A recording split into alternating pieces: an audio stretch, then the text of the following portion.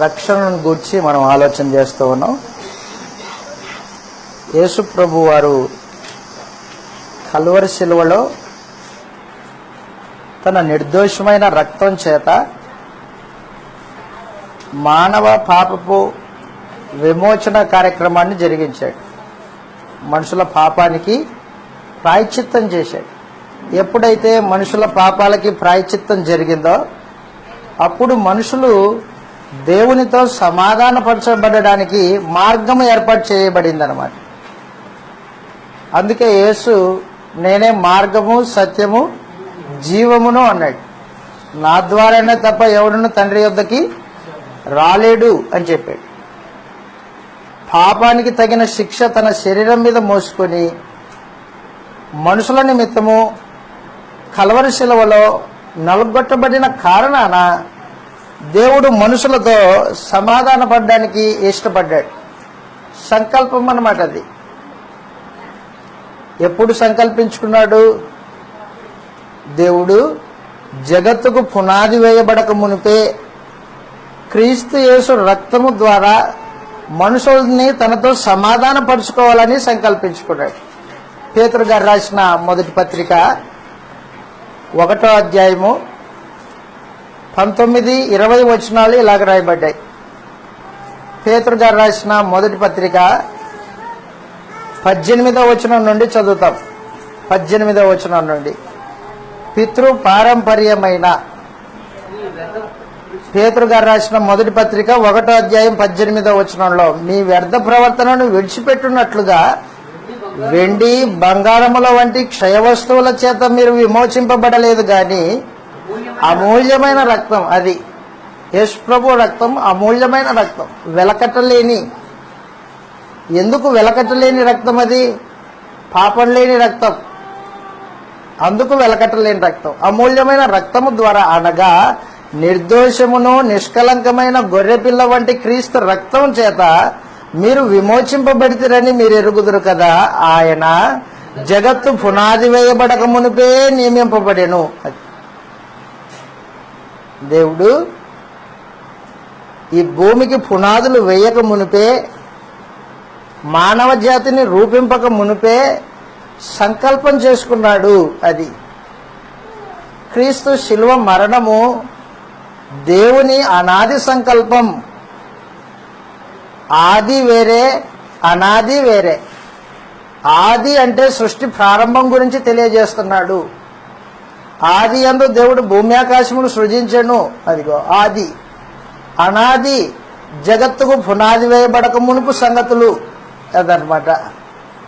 అంటే భూమిని చేయక మునిపే పరమందున్న దేవుడు మానవ జాతిని చేయక మునిపే మనుషుల పాప పరిహారం కొరకు తనతో పాటు ఉన్న యేసుక్రీస్తు వారిని లోకానికి పంపించి పాపానికి ప్రాయశ్చిత్తం చేయించాలి అని సంకల్పం ముందుగానే ఉందన్నమాట. ఆయన ప్లాన్ అది. ఆ ప్లాన్ ప్రకారంగానే మనుషుల్ని సృజించాడు. ఆ ప్లాన్ ప్రకారంగానే యేసు ప్రభువుని ఈ లోకానికి పంపించాడు. ఇందులో దేవుని ప్రేమ ఉంది.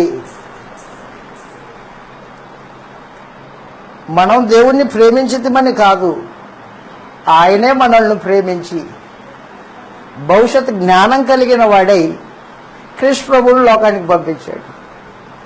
ఒకవేళ క్రీస్తు ప్రభు ఈ లోకానికి రాలేదనుకో, మానవుల పరిస్థితి ఏంటి? దేవునికి శత్రువుగానే మిగిలిపోవాలా? దేవుడు లేని లోకంలోనే నిత్యము ఉండిపోవాలా? మనుషుడు దేవుణ్ణి ఎన్నడే చూడలేని పరిస్థితి.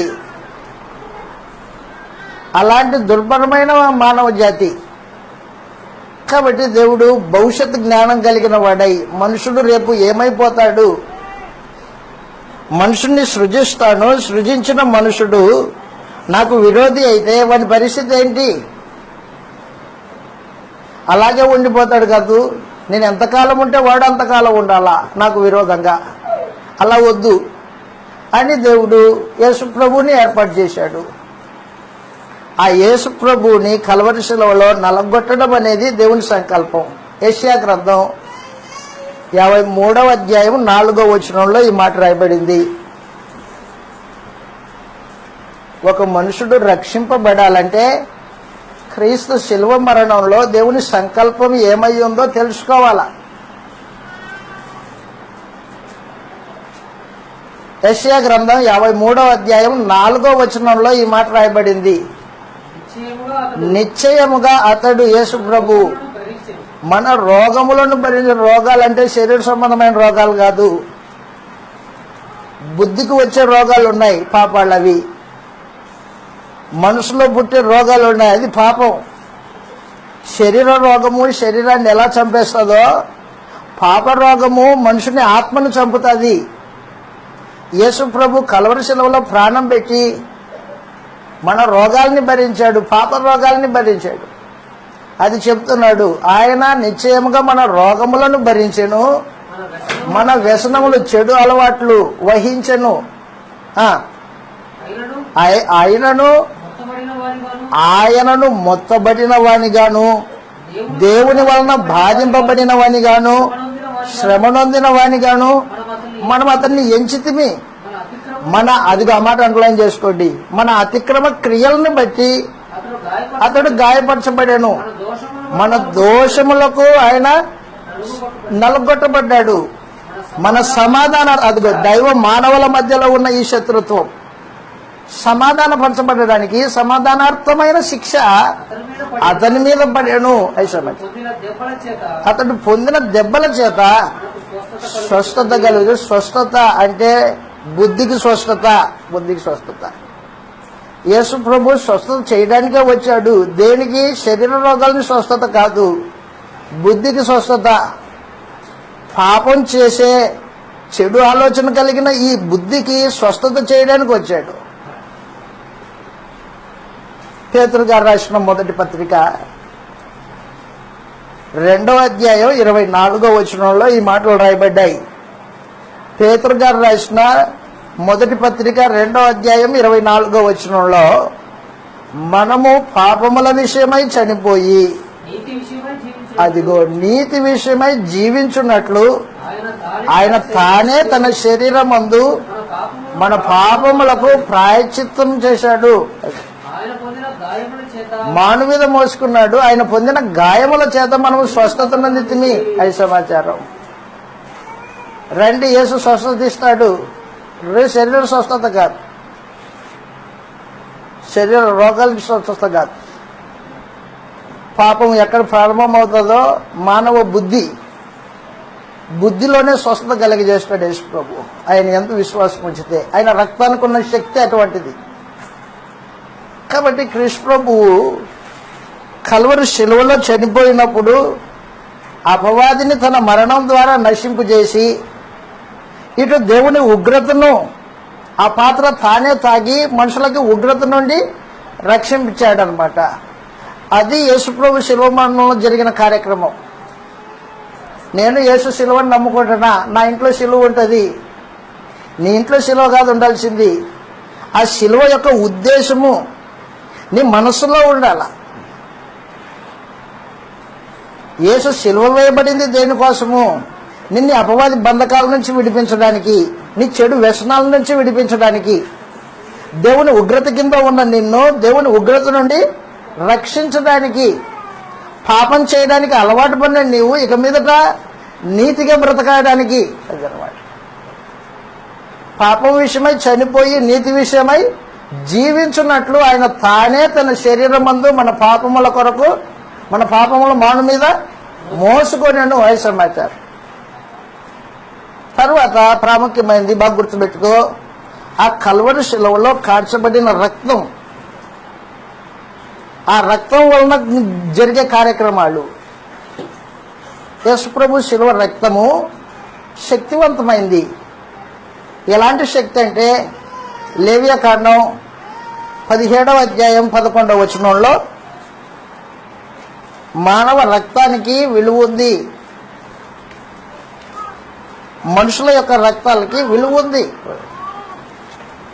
ప్రత్యేకించి లేవియాకాండం 17వ అధ్యాయం 11వ వచనంలో ఇశ్రాయేలీలకి ధర్మశాస్త్రం ఇస్తూ ఆయన గొర్రెల యొక్క మేకల యొక్క రక్తాన్ని తీసుకొని రండి అని చెప్పాడు.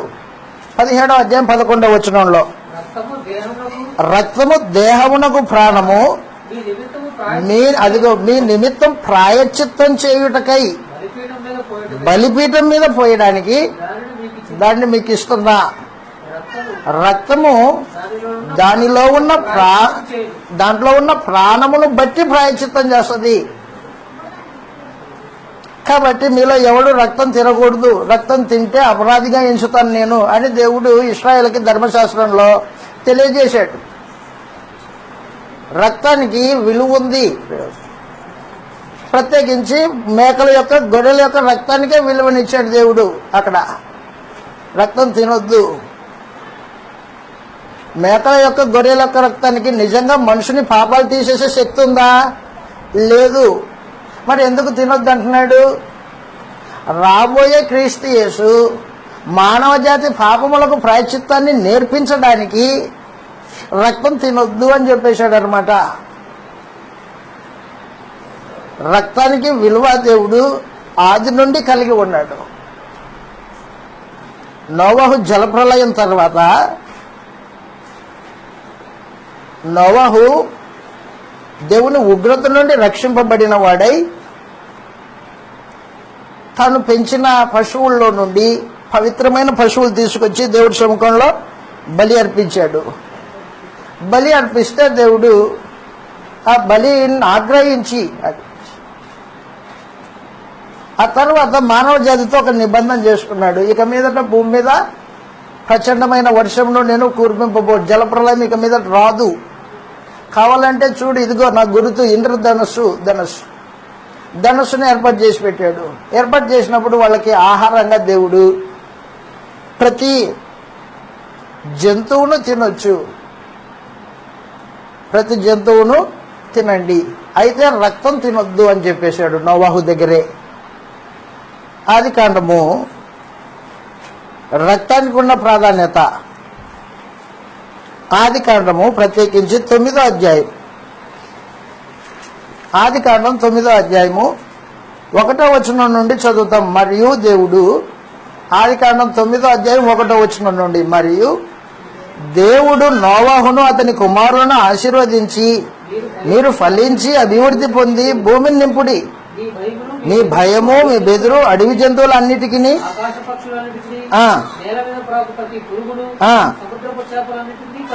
అన్నిటికీ కలుగును. మీ చేతికి అప్పగింపబడి ఉన్నవి ఆహారమగును. కాబట్టి కూర మొక్కలు మీరు ఎలా కోసుకొని తింటారో అలా జంతువులను కోసుకొని తినండి, ఇబ్బంది ఏం లేదు, దేవుడే ఇచ్చాడు. అయినను మాంసమును అదనమాట రక్తం ప్రత్యేకత చేశాడు. మాంసం తిను, రక్తం తినద్దు. నోవహు కాలం దగ్గర నుంచి ఇశ్రాయేల్ కాలం వరకు కూడా రక్తం నిషేధింపబడింది. ఇశ్రాయేల్ బలి అర్పించేటప్పుడు బలి రక్తాన్ని బలిపీఠం మీద ప్రోక్షించాలా, ప్రాయశ్చిత్తం కోసము.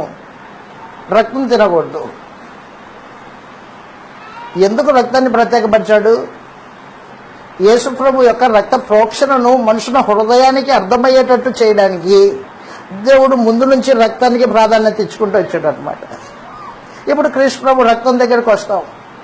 క్రీస్తు ప్రభు రక్తము మనుషుల పాప ప్రాయశ్చిత్తం చేయడానికి ఉద్దేశించాడు అనమాట. అయితే యేసుప్రభు రక్తానికి గొర్రెల మేకల యొక్క రక్తానికి వ్యత్యాసం ఉంది. ఏంటి వ్యత్యాసము? మేకల యొక్క గొర్రెల యొక్క రక్తము మనుషుని అంతరంగంలో ఉన్న పాప దోషాన్ని కడిగివేయలేదు. యేసుప్రభు రక్తము మనిషి అంతరంగంలో ఉన్న పాప దోషాన్ని కడిగివేసే శక్తివంతమైంది. రోమీయులకు రాసిన పత్రిక 9వ అధ్యాయం, ముందు 10వ అధ్యాయం చూస్తాం, తర్వాత 9వ అధ్యాయానికి వస్తాం. 10వ అధ్యాయము 1వ వచనంలో హెబ్రీయులకు రాసిన పత్రిక, హెబ్రీయులకు రాసిన పత్రిక 10వ అధ్యాయము 1వ వచనం, ధర్మశాస్త్రము రాబోచున్న మేలుల ఛాయ కలదే గాని ఆ వస్తువులు నిజస్వరూపం కలిది కాదు. ఆ యాజకులు ఏటేటా ఎడతెగకుండా అర్పించు ఒకటే విధమైన బలుల వలన వాటికి తెచ్చువాడికి ఎన్నటికీ సంపూర్ణ సిద్ధి కలగజేయను. అదిగో పాప క్షమాపణ కలగట్లేదు వాళ్ళకి. వారి పాపాలు సంవత్సరానికి దేవునికి జ్ఞాపకం వస్తూనే ఉన్నాయి. ఎందుకు జ్ఞాపకం వస్తున్నాయి? బలిరక్తము వారి పాపములను ప్రాయశ్చిత్తం చేయలేదు. అదనమాట. ఏటేటా వారు తెచ్చు బలుల వలన వారికి సంపూర్ణ సిద్ధి కలగలేదు. అలాగ చేయగలిగిన ఎడల శుద్ధపరచబడిన తర్వాత అది మనస్సాక్షికి పాప జ్ఞప్తి అంటే పాపాల జ్ఞాపకం ఉండదు. నిజంగా రక్త ప్రోక్షణ జరిగితే పాపాలు నీ మనస్సాక్షిలో నుండి ఎత్తివేయబడతాయి, తీసివేయబడతాయి. మేకల యొక్క గొర్రెల యొక్క రక్తము శక్తిహీనమైనవి కాబట్టి మనస్సాక్షిలో పాపం అలాగే ఉండిపోయింది. హెబ్రీ పత్రిక 9వ అధ్యాయం 14వ వచనంలో మేకల యొక్క గొర్రెల యొక్క రక్తం కంటే శ్రేష్టమైన రక్తం క్రీస్తు ప్రభు రక్తం మనస్సాక్షిని శుద్ధి చేయడానికి ఉద్దేశించాడు దేవుడు. నిత్యుడగు హెబ్రీ పత్రిక 9:14 నిత్యుడగు ఆత్మ పరిశుద్ధాత్మ ద్వారా తన్ను తాను దేవునికి నిర్దోషిగా అర్పించుకొనిన క్రీస్తు రక్తం అదిగో నిర్జీవ క్రియలను విడిచి జీవం కలిగిన దేవుని సేవించినట్లు మీ మనస్సాక్షిని ఎంతో ఎక్కువగా అదనమాట. పాపం చేసిన వాని మనస్సాక్షిలో పాప దోషం ఉంటుంది, లోపల జ్ఞాపకానికి వస్తూనే ఉంటది. అదో పాపం చేశాడు, ఆ పాపం జ్ఞాపకం వస్తూనే ఉంది. దాన్ని తీసేసే వాళ్ళు ఎవరు? మనుషుడు పాపం చేసిన వాడు లోపల అతని మనస్సాక్షిలో పాపం జ్ఞాపకం వస్తూనే ఉంటుంది.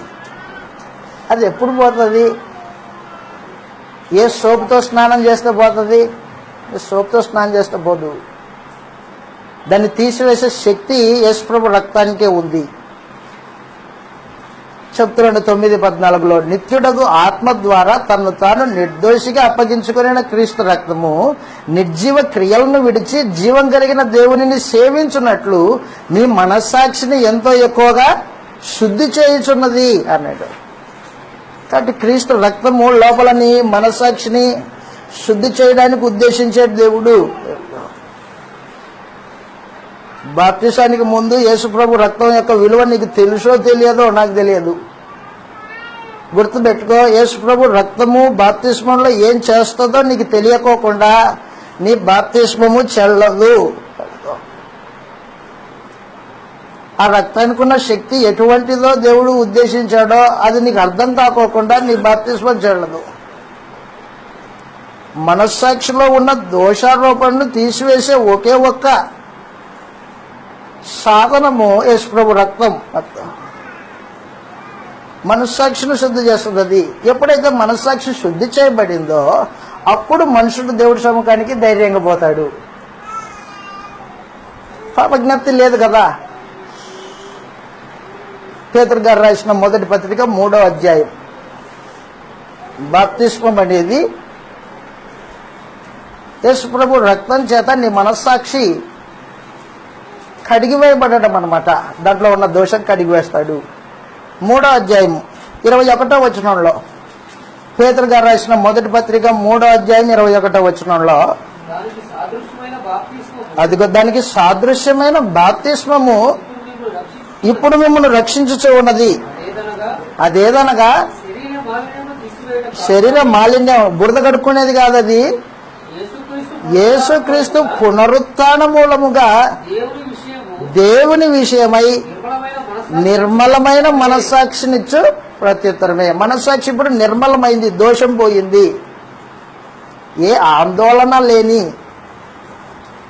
ఏ ఒడిదుడుకులు లేని మనస్సాక్షి ఇప్పుడు క్రీస్తు ప్రభు రక్తం ద్వారా మనుషుడికి అనుగ్రహింపబడే ఏర్పాటు అన్నమాట. ఎప్పుడైతే మనస్సాక్షి నిర్మలం చేయబడిందో దోషం లేదు, దేవుడి సముఖానికి ధైర్యంగా నిర్జీవ క్రియలను విడిచి జీవం కలిగిన దేవుణ్ణి సేవించడానికి ధైర్యంగా వెళ్తాడు. ఇప్పుడు అటు ధైర్యాన్ని ఇచ్చింది ఎవరు? యేసు ప్రభు రక్తం. చెప్తున్నాడు కిందికి, నిర్మలమైన మనస్సాక్షినిచ్చి ప్రత్యుత్తరమే. ఆ తర్వాత హెబ్రీ పత్రిక 10వ అధ్యాయం. హెబ్రీయులకు రాసిన పత్రిక 10వ అధ్యాయం. యేసు ప్రభు రక్తము మనస్సాక్షిని శుద్ధి చేయడానికి దేవుడు ఏర్పాటు చేశాడు. శరీర మాలిన్యాన్ని కడిగి వేసుకునేది కాదది. హెబ్రీయులకు రాసిన పత్రిక 10వ అధ్యాయము ప్రత్యేకించి 20వ వచనంలో,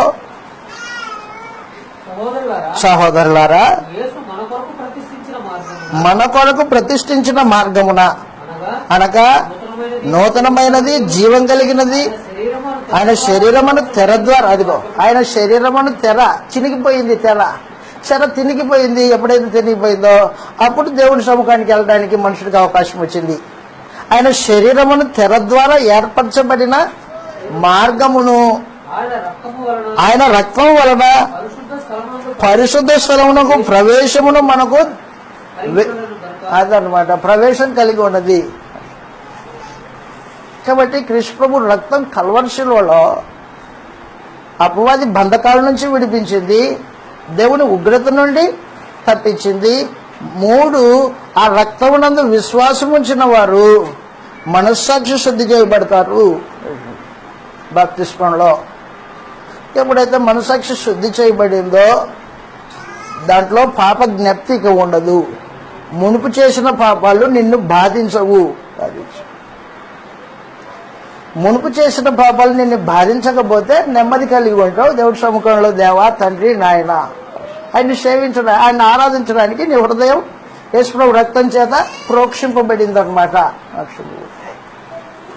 అలాంటి వాడు రక్షింపబడినట్టు లెక్క.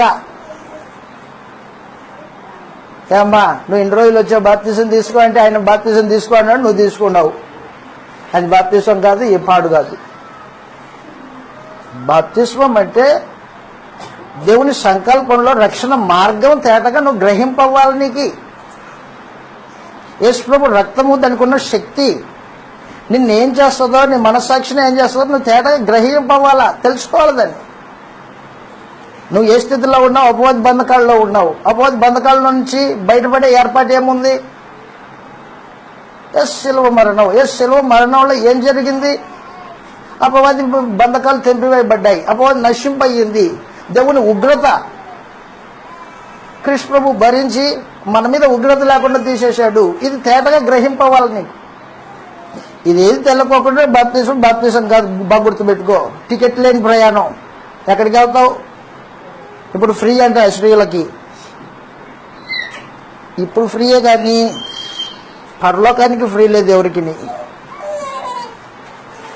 ప్రతి వాడు యేసు ప్రభు రక్తం నందు విశ్వాసం ఉంచి బాప్తిస్మం పొందాల. అప్పుడు మనుషుడు పాపానికి ప్రాయశ్చిత్తం కలిగిన వాడై దేవుని ఉగ్రత నుండి రక్షింపబడతాడు. దేవునితో సమాధానం వస్తుంది. దేవుని సముఖానికి ధైర్యంగా వెళ్లే ఆత్మ సంబంధమైన దీవెన మనకు అనుగ్రహింపబడుతుంది. మనస్సాక్షి శుద్ధి చేయబడుతుంది. ఎప్పుడైతే మనస్సాక్షి శుద్ధి చేయబడిందో అప్పుడు దేవుడు నీ మనస్సులో కొత్త నిబంధనని ముద్రేస్తాడు. కొత్త నిబంధన నీ మనసులో రాస్తాడు. ఎలా రాస్తాడు? పరిశుద్ధాత్మ ద్వారా రాస్తాడు. ఎక్కడ రాస్తాడు? నీ మనసులో, నీ హృదయంలో. హెబ్రీయులకు రాసిన పత్రిక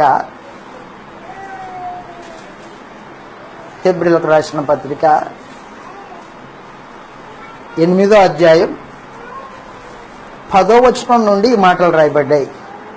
హెబ్రీయులకు రాసిన పత్రిక 8వ అధ్యాయం 10వ వచనంలో ఏమంటున్నాడంటే, ఇశ్రాయేల్ ఇంటి వారితోనూ యూదా ఇంటి వారితోనూ ఏదనగా వారి మనస్సులో నా ధర్మ విధులు ఉంచదను, వారి హృదయంలో మీద. అది అన్నమాట కొత్త నిబంధన. కొత్త నిబంధన రాయబడే స్థలం ఎక్కడ? అయ్యే మా దగ్గర ఉందండి, కొత్త నిబంధన పుస్తకం ఉంది. ఇది చిన్న పుస్తకం, కొత్త నిబంధన. ఇది బైబిల్ మొత్తం. ఇది కాదు కొత్త నిబంధన అంటే. బాప్తిస్మం పొందినప్పుడు నీ హృదయంలో దేవుడు తన పరిశుద్ధాత్మ ద్వారా రాస్తాడు. అది కొత్త నిబంధన.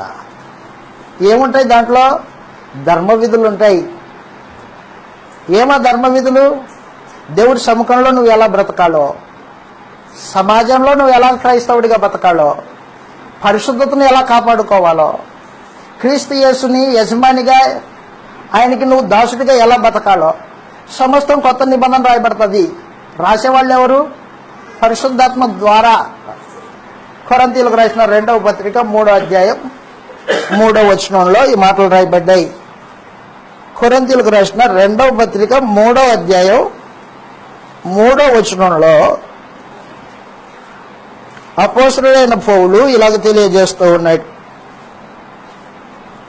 రాతి ఫలకం మీద గాని, 2వ కొరింథీయులకు రాసిన 2వ పత్రిక 3:3, రాతి ఫలకం మీద గాని సిరాతో గాని వ్రాయబడక మెత్తని హృదయములు అను ఫలకం మీద జీవం గల దేవుని ఆత్మ పరిశుద్ధాత్మతోను మా పరిచర్య మూలముగా వ్రాయబడిన క్రీస్తు పత్రికయే ఉండాలని సమాచారం. కాబట్టి కొత్త నిబంధన క్రీస్తు రక్తం వలన చేయబడిన నిబంధనది. నీకి నీ దేవునికి మధ్యలో కొత్త నిబంధన ఏర్పాటు చేయబడింది. అది ఎక్కడ రాయబడింది? పేపర్లో కాదు. బైబిల్ దాటాడంటే బైబిల్ దాటావురా అంటే, ఇది పేపర్ని దాటితే ఏం పోలేదు, నష్టమేం రాలా. కానీ నీ మనసులో రాయబడిన ధర్మ విధులు ఎరకోకుండా బతుకుతున్నావే, అక్కడ దాటి ఎన్ని రోజులయ్యింది? దాన్ని పట్టించుకోడు మనుషుడు. కొత్త నిబంధన రాయబడిన స్థలము నీ హృదయం మీద, నీ మనస్సు మీద పరిశుద్ధాత్మ చేత రాశాడు. కాబట్టి మనుషుడు కొత్త నిబంధన ప్రకారంగా దేవుడితో తండ్రి కుమార బాంధవ్యం ఏర్పాటు చేశాడు యేసు ప్రభు.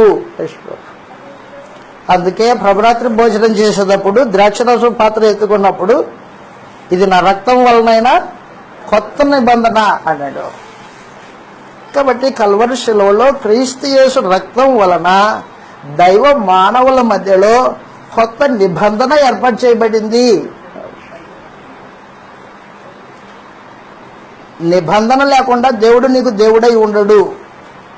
నిబంధన లేకోకుండా నువ్వు దేవునికి కుమార్తెవి కుమారుడివి కాలేవు. ఎన్ని రోజులు బైబిల్ క్లాస్కి వచ్చి కూర్చో, దేవుని బిడ్డవు కావు.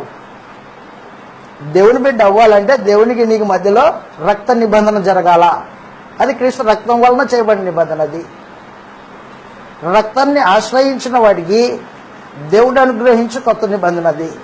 అది ఎక్కడ రాయబడుతుంది చెప్పాను మీకు? మనుషుల మీద, మనసు మీద, హృదయం మీద రాయబడిన నిబంధన. నువ్వు ఎక్కడే తొలగిపోకుండా ఉండడానికి అది సమాచారం. కాబట్టి క్రీస్తు రక్తము ఏం చేసిందంటే దైవ మానవుల మధ్యలో నిబంధన తీసుకొచ్చింది. నిబంధన చేయబడింది కాబట్టి దేవుడు నీతో సమాధాన పడ్డాడు, నువ్వు ఆయనతో సమాధాన పడ్డానికి ఏర్పాట్లు జరిగాయి. నిబంధన లేకుండా దేవునితో సహవాసం కుదరదు. మనం ఎవరు పడితే వాళ్ళతో సహవాసం చేస్తాం. దేవుడు అలాంటోడు కాదు. దేవుడు తనతో ఎవరైతే నిబంధన చేసుకున్నారో వాళ్ళతోనే సహవాసం చేస్తాడు. తర్వాత క్రీస్తు రక్తం ఏం చేసింది? మనస్సాక్షి యొక్క దోషారోపణని మొత్తం కడిగి వేసింది. ఆ తర్వాత క్రీస్తు ప్రభు రక్తం ఏం చేసిందంటే ఆ రక్తం కిందకి వచ్చిన వారికి మాత్రమే ఒక వెసులుబాటుని తీసుకొచ్చింది. ఏంటి ఆ వెసులుబాటు అంటే క్రీస్తు రక్తాన్ని ఆశ్రయించిన వాడు తెలియక తప్పు చేశాడు అనుకోండి, తెలియక తప్పు చేశాడు, అయితే యేసు ప్రభు రక్తము ఆ పాపాన్ని కడిగి వేస్తుంది. తెలిసి చేస్తే యేసు ప్రభు రక్తం పనికిరాదు, కానీ తెలియక చేసిన వాని పాపమును యేసు ప్రభు రక్తం కడిగి వేస్తుంది. ఎంతవరకు కడిగి వేస్తుంది? నీకు తెలియనంత కాలం. నువ్వు తెలియక చేసిన అపరాధాలకి క్షమాపణ ఉంది, తెలిసి చేస్తే క్షమాపణ లేదు. ఇది కేవలం క్రీస్తు ప్రభు రక్తమునందు విశ్వాసం ఉంచిన వారికి మాత్రమే ఏర్పాటు అన్నమాట, అందరికి కాదు. నిబంధన కిందకి వచ్చిన వారికి మాత్రమే. హెబ్రీయులకు రాసిన పత్రిక 8వ అధ్యాయం 12వ వచనంలో ఈ మాటలు రాయబడ్డాయి. హెబ్రీయులకు రాసిన పత్రిక 8వ అధ్యాయం 12వ వచనంలో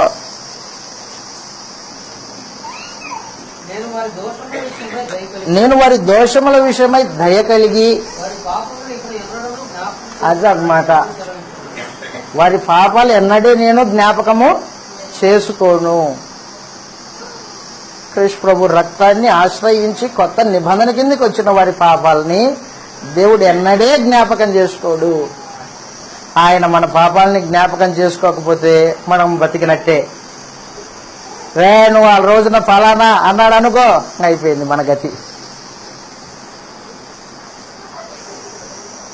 కాబట్టి క్రీస్తు ప్రభు రక్తం వలన మనకు సంపూర్ణమైన రక్షణ ఏర్పాటు చేసి పెట్టాడు దేవుడు. చివరిది యేసు ప్రభు రక్తం వలన కలిగిన కార్యక్రమాల్లో చివరిది ఏంటంటే మరణ దాసత్వం నుండి విడిపించాడు. మరణ దాసత్వం నుండి విడిపించాడు. మరణానికి భయపడనక్కర్లా. ఇప్పుడు మనం మరణ భీతి క్రైస్తవునికి ఉండదు. అయ్యో నేను చనిపోతానే, ఏం జరుగుతుందో ఏం కథ అనే మరణ భీతి, ఈ భయం అనేది క్రైస్తవుడికి ఉండదు. ఎందుకు ఉండదు? యేసు ప్రభు మరణ భయం నుండి మనల్ని విడిపించాడు. హెబ్రీ పత్రిక 2:14 ఆ మాటలు రాయబడ్డాయి.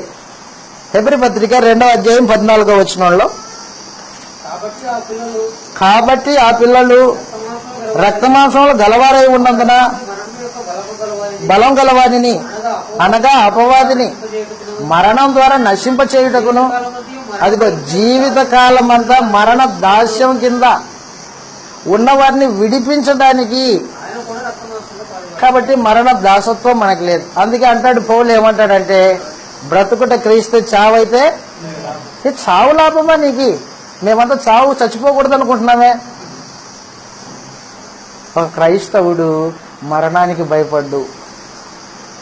ఎందుకు అంటే చావు తర్వాత ఏం జరుగుతుందో యేసు ప్రభు తేటగా వివరించి చెప్పేశాడు.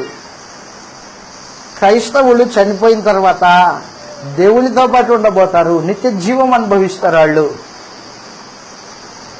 ఎవరైతే క్రీస్తు యేసునందు విశ్వాసం ఉంచలేదో వారికి మరణం అలాగే, మరణ భయం అలాగే ఉంటుంది. అందుకే మనుషుడు పాపంలో నుంచి బయటికి రాలేడు. ఏమిరా అబద్ధం ఆడుకోకుండా ఉండలేవు కొద్దిసేపు అయినా? ఎందుకు అబద్ధం ఆడుతున్నాడు? బతకడానికి అబద్ధం ఆడాలా అంటాడు. మరణ భీతి నుండి విడిపించింది యేసుప్రభు యొక్క శిలువ మరణం. ఆయన రక్తమునందు విశ్వాసం ఉంచిన వాడు మరణానికి భయపడ్డు. సావైతే లాభం అంటాడు. చావు లాభమా? అవును.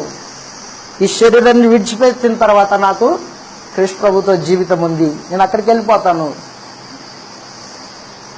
యోహాను సువార్త 11:25 యోహాను సువార్త 11:25 యేసు ప్రభువు చనిపోయిన లాజరుని బతికించిన తర్వాత చెబుతున్నాడు. అందుకు యేసు పునరుత్థానమును జీవమును నేనే, నా యందు విశ్వాసం ఉంచిన వాడు చనిపోయినను బ్రతుకుతాడు. బ్రతికి నా యందు విశ్వాసం ఉంచిన వాడు ఎన్నడే చనిపోడు. అదనమాట మరణము, శరీర సంబంధమైన మరణము క్రైస్తవుడికి ఏమాత్రం భయం ఉండదు. అదనమాట మరణ దాసత్వం నుండి, మరణ భీతి నుండి విడిపించడానికి క్రీస్తు ప్రభు కల్వరి శిలువలో రక్తం కార్చాడు. క్రైస్తవుడు అంటాడు ఇంకా మరణానికి భయపడుతుంటాడు. వాళ్ళేమంటారో వీళ్ళేమంటారో ఎవరేమంటే నీకే.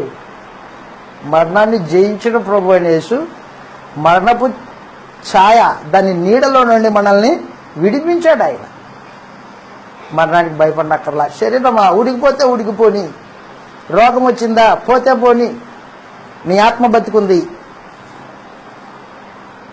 మా బాహ్య పురుషుడు కృషించుచూ ఉన్నను, మా ఆంతర్య పురుషుడు దినదినము నూతనపరచబడుచున్నాడు. ఏలయనగా మేము దృశ్యమైన వాటిని చూడక అదృశ్యమైన వాటిని నిదానించి చూస్తున్నాం. మా చులకని శ్రమ, బాహ్యమైన ఈ శ్రమ మహిమ భారమును కలగజేయుచున్నది అని చెప్పేసాడు. కాబట్టి క్రైస్తవుడు భౌతికమైన మరణానికి భయపడ్డు, మరణ భీతి లేకుండా చేశాడు క్రీస్తు ప్రభు. తిమోతికి రాసిన 2వ పత్రిక 1:10 ఈ మాటలు రాయబడ్డాయి. క్రీస్తు ప్రభు మృతులలో నుండి లేపబడినప్పుడు ఆయన జీవమును అక్షయతను వెలుగులోకి తెచ్చాడు. తిమోతికి రాసిన 2వ పత్రిక 1వ అధ్యాయము 9, 10 వచనాల్లో ఈ మాటలు రాయబడ్డాయి. మన క్రియలను బట్టి కాక మన క్రియలను బట్టి కాక తన స్వకీయ సంకల్పం తన స్వకీయ సంకల్పమును బట్టియే అనాది కాలముననే అనాది కాలముననే క్రీస్తు యేసునందు మనకు అనుగ్రహింపబడిన క్రీస్తు యేసు అను మన రక్షకుని ప్రత్యక్షత వలన బయలుపరచబడినదినైనా మనను రక్షించి కృపను బట్టి మనల్ని రక్షించి పరిశుద్ధమైన పిలుపులో పరిశుద్ధమైన పిలుపుతో ఆయన మనల్ని పిలిచి మనల్ని పిలిచెను. ఆ క్రీస్తు యేసు ఆ క్రీస్తు యేసు మనము నిరర్థకం ఏం చేశాడు? మరణాన్ని అంటే ఏంటి? నిరర్ధకం అంటే అర్థం లేని దానిగా కొట్టేశాడు. నువ్వు మరణానికి భయపడొద్దు. శరీరము మరణించేది, అది దానికి భయపడొద్దు. కానీ నీ ఆత్మ నాతో పాటు ఉండబోతుంది. మరణమును నిరర్ధకం చేసి జీవమును జీవమును అక్షయతను సువార్త వలన వెలుగు జీవమును అక్షయతను సువార్త వలన వెలుగులోకి తీసుకొచ్చాడే. మనుషులారా, మీరు మరణానికి భయపడినక్కర్లా. ఇదిగో నేను మరణాన్ని గెలిచాను. నేను గెలవడం మాత్రమే కాదు, నీ మీద దాని పెత్తనం లేకోకుండా దాని కూరలు వించేశాను అదనమాట. నువ్వు మరణానికి భయపడొద్దు. కాబట్టి క్రీస్తు శిలువ మరణంలో, ఆయన పునరుత్థానంలో దాగి ఉన్న రహస్యాలు సువార్తగా నువ్వు విన్నప్పుడు ఆ సువార్త యందు విశ్వాసం ఉంచితే రక్షింపబడతావు. మరణానికి భయపడినక్కర్లా. మరణాన్ని నిరర్ధకం చేసి అక్షయతను జీవమును వెలుగులోకి తీసుకొచ్చాడు. వెలుగులో కంటే అందరికీ కనిపించేటట్టు డెలిబరేట్గా. ఆయన యందు విశ్వాసం ఉంచితే జీవం పొందుకుంటావు. ఆయన యందు విశ్వాసం ఉంచితే అక్షయత, నాశనం లేని స్థితి, మరణం నిరర్ధకం చేయబడింది అని చెప్పేశాడు అనమాట. కాబట్టి క్రీస్తు యేసునందు విశ్వాసం ఉంచి రక్షింపబడడం అంటే మనుషులు తేటగా గ్రహింపు అవ్వాలా. యేసు ప్రభు ఈ లోకానికి వచ్చింది దేనికోసము? పాపుల్ని రక్షించడానికి. ఎక్కడి నుంచి రక్షిస్తాడు? పాపులు ఏ పరిస్థితుల్లో ఉన్నారో ఆత్మ సంబంధంగా దేవునికి శత్రువులుగా, దేవుని ఉగ్రతకు పాత్రులుగా, దేవునితో సమాధానం లేని స్థితిలో, అపవాది బంధకాల్లో, మనస్సాక్షి దోషారోపణలో ఉండిపోయారు. లోకం ఎలాగుంది? భూలోకము అపవాది యొక్క ఏలుబడి సాగుతుంది. మరణము, పాపము ఏలుబడి చేస్తుంది. ఆ ఏలుబడిలో నుండి యేసు ప్రభు శత్రువుల్ని ఓడించాల. శరీరధారి అయి ఉన్న దినాల్లో మహారోదన, కన్నీళ్లు. పాపాన్ని జయించాడు. ఎక్కడ? శరీరంలో పాపాన్ని జయించాడు. 2 లోకాన్ని జయించాడు శరీరంలో ఉన్నప్పుడే. 3 కల్వరి శిలువలో అపవాదిని జయించాడు.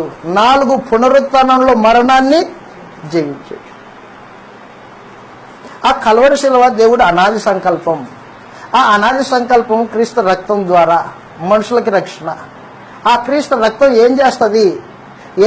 అంటే ఒక పక్క అపవాది యొక్క బంధకాల నుంచి మనుషుల్ని విడిపిస్తుంది, మరో పక్క దేవుని ఉగ్రత నుండి తప్పిస్తుంది. 3 మనస్సాక్షిని శుద్ధి చేస్తుంది. దేవునితో నీకున్న శత్రుత్వాన్ని తీసివేసి సమాధానపరుస్తుంది. 5 కొత్త నిబంధన నీ హృదయంలో రాయబడేటట్టు ఏర్పాటు చేస్తుంది. 6 కృష్ణ ప్రభు యొక్క రక్తము నీ మనస్సాక్షిని సంపూర్ణంగా శుద్ధి చేసి రక్షింపబడిన స్థితిలో నిలబెడుతుంది. మరణ దాసత్వం నుండి నిన్ను విడిపిస్తుంది. అది సమాచారం. కృష్ణ రక్తాన్ని నమ్ముకుంటే ఇన్ని కార్యక్రమాలు ఉన్నాయి, కానీ ఇవేవి తెలియదు. నేను నమ్ముకున్నానయా, యేసు నా కోసం, యేసే దేవుడు, ఇంకే దేవుడు లేడు. లేఖనాలు తెలియని వాళ్ళు సువార్త పేరుతో వాళ్ళు మోసపోయి మనుషులు మోసగించే కార్యక్రమాలు అవి. కాబట్టి మనం ఎవరు మోసపోవద్దు. గ్రంథానుసారంగా రక్షణ ఏమై ఉంది? నువ్వు రక్షింపబడ్డావా? నిజంగానే నువ్వు రక్షింపబడ్డావో లేదో నీకు ఎలా తెలుస్తుంది? నువ్వు రక్షింపబడ్డావో లేదో తెలిసే ఏర్పాటు ఉంది. ఆ ఏర్పాటు మధ్యాహ్నం భోజనం తర్వాత చూస్తాం మనం. నువ్వు రక్షింపబడ్డావో లేదో ఫలానా ఆయన దగ్గరికి వెళ్ళి అడగనక్కర్లా, నీకే తెలుస్తుంటుంది నువ్వు రక్షింపబడ్డావో లేదో. అది మధ్యాహ్నం భోజనం తర్వాత మాట్లాడుకుంటాం. ఓపికతో విన్న మీ అందరికీ ప్రభు నామమున వందనములు తెలియజేస్తూ ముగిస్తున్నాను.